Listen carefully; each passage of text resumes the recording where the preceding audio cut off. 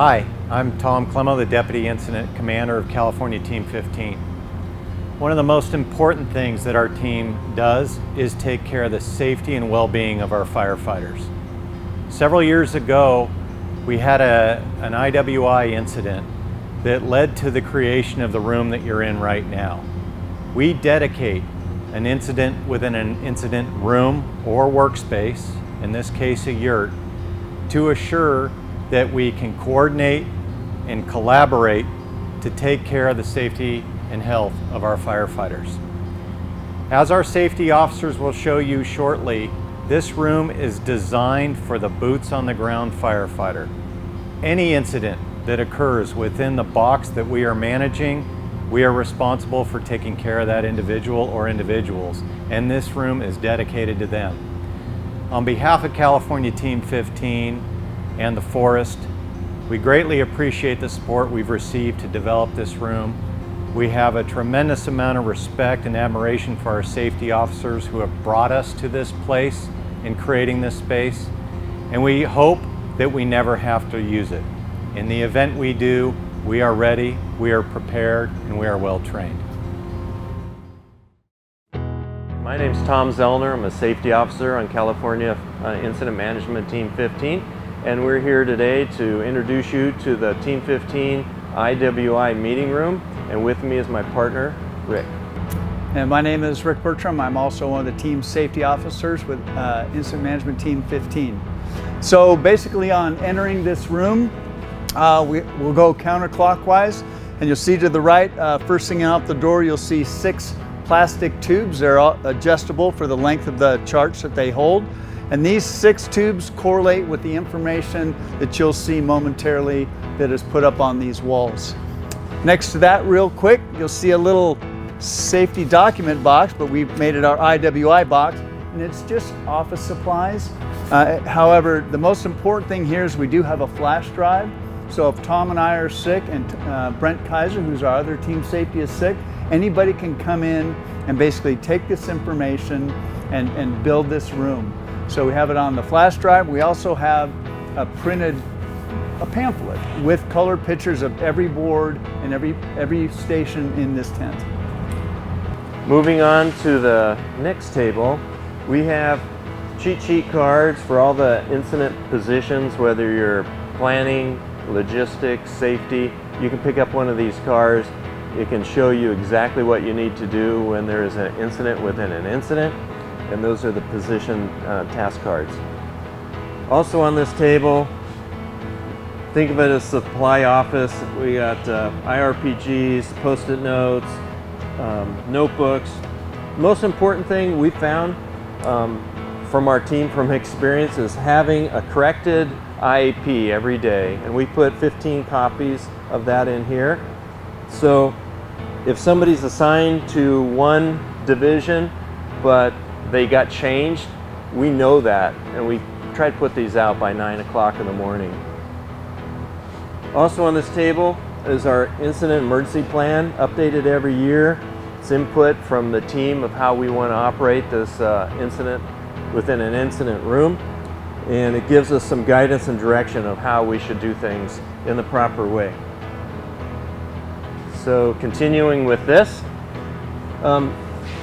you can have a medical emergency at any time of the day or night. So for night emergencies, we would page out the team, call them on the cell phone, but we want to have one more backup, and that's this map of where everybody's sleeping, where their tent is, so we can go there and grab them in the middle of the night.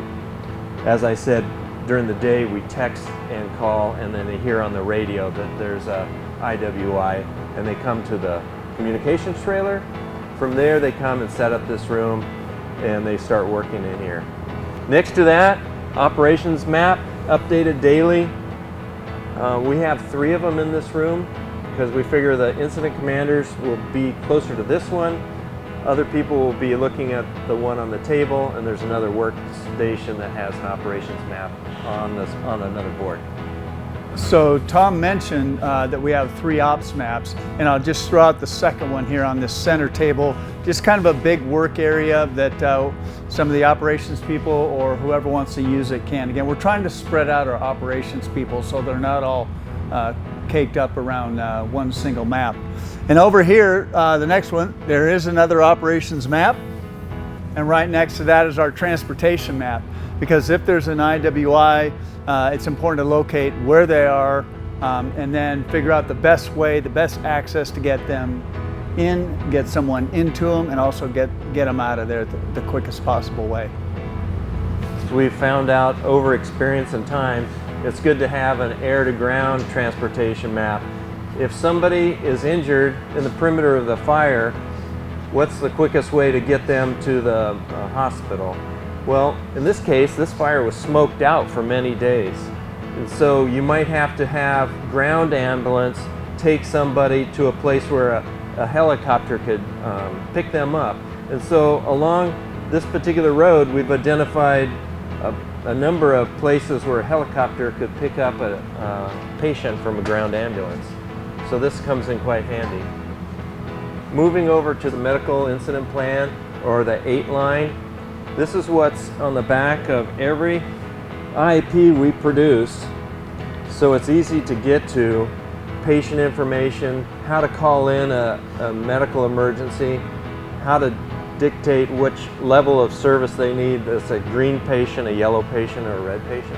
And so as the people are filling this out and calling this in from the field, our scribes can be in the IWI room also putting this information on the chart.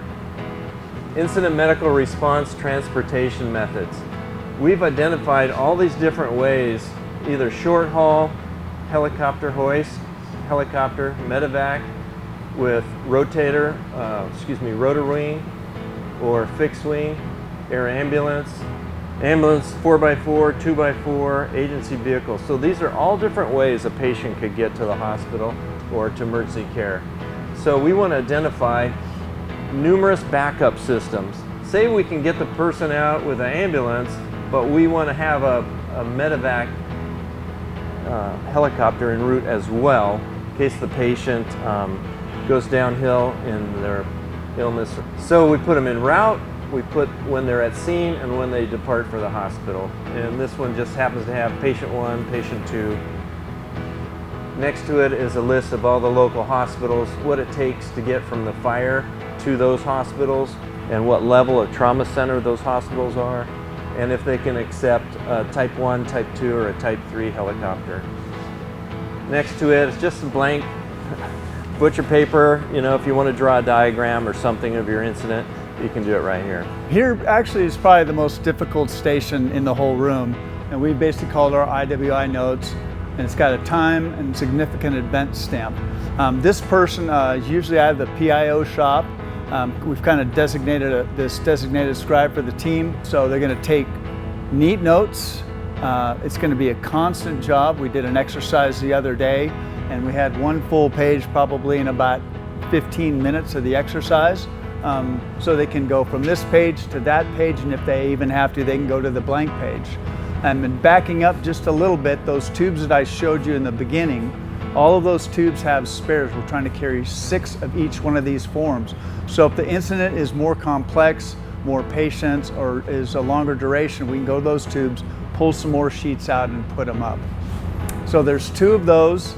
And then I'll just come over here to turn around. This is basically where that scribe is going to sit if they have any free time, or we're going to bring in somebody from the resource unit or just another scribe.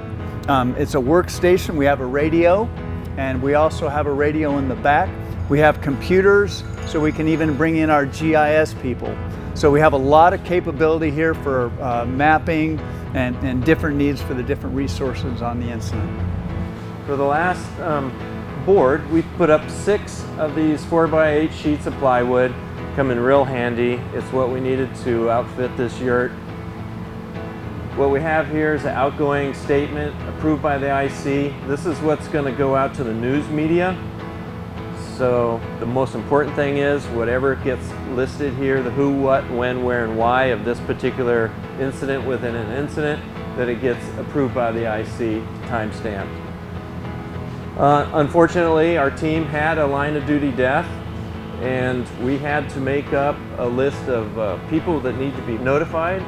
We've memorialized that, so somebody is also here. When these notifications are being made, they're documented that we didn't miss anybody. It comes in really handy. This particular fire, our liaisons put together this list of phone numbers. They correspond to all these people that need to be notified, but as you can see, there's no numbers here, so that can be taken to a work desk or an office. Those phone numbers can be used to make all those notifications. Also, one of the things with this incident within an incident room is that this has been developed over probably 4 to 5 years with great backing from the ICs and the rest of the team. This started off a lot smaller, like most teams. It was kind of a corner or over by the communications trailer, and we still do that. We still have people in the trailer to run basically the incident with the incident, but all of the rest of C&G in functions that they could perform at to make that incident go better, they're in here. And each one of them have contributed to something in this room. And this is our latest one that Tom talked about, the medical response transportation methods. That came from our ICs, and they brought that to us. We talked to the Air Ops, and they developed that worksheet, and that was approved by the IC. So we keep tweaking it a little every time, and it really is a Team 15 effort. That is it, the tour of the IWI meeting room for California Incident Management Team 15. And we're happy that you're here. You can call Rick or I, get some more information about it. Love to share what we found out worked in the past, what has not worked, and we're ready to do that.